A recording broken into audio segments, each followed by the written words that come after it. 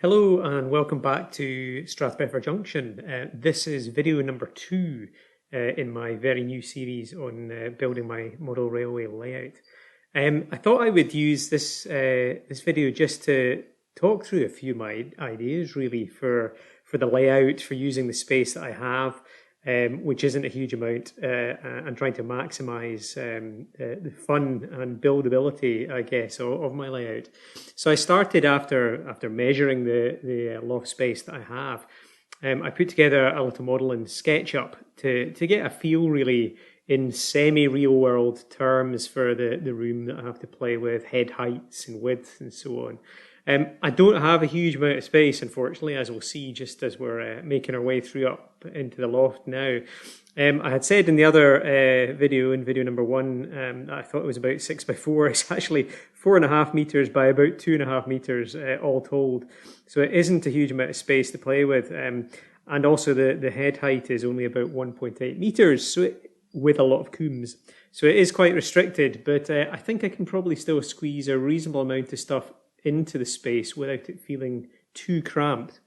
The other thing is, as I mentioned, I have a lot of back problems, so I can't actually stand up for all that long. So I will be designing this one as a layout to be operated sitting down.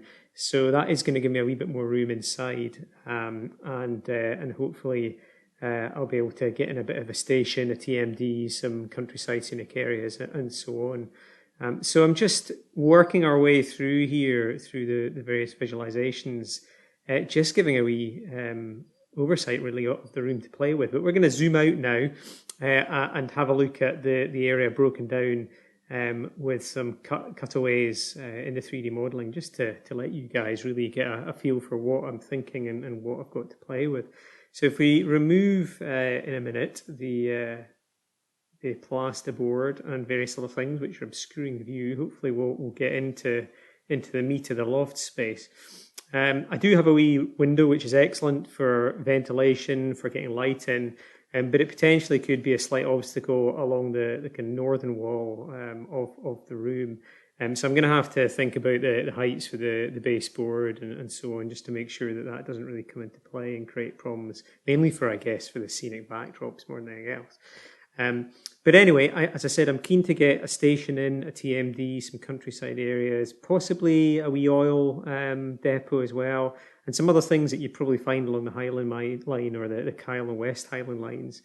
It's a lot to fit in, it's a lot to be ambitious. I don't want it to be overcrowded, but equally I don't want to be building something and in a year's time wishing I had a branch line or an oil plant or something like that to deal with. So my idea, first of all, then, and we'll see it being revealed as the bits and pieces fly away in this video, is to have a big fiddle yard underneath, and then above that to have the main baseboards.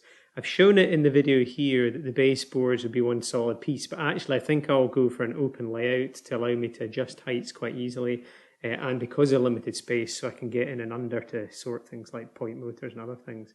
But the fiddle yard itself, I think, will be completely flat.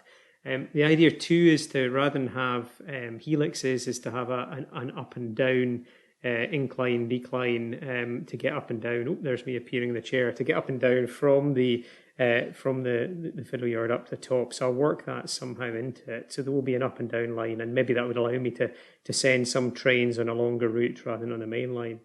But looking at it there's about 20 centimetres between the baseboard and the fiddle yard below. It's going to be pretty tight, and I think I might have to look at adjusting the angle, maybe the size of the front bit of timber there to allow me to get under.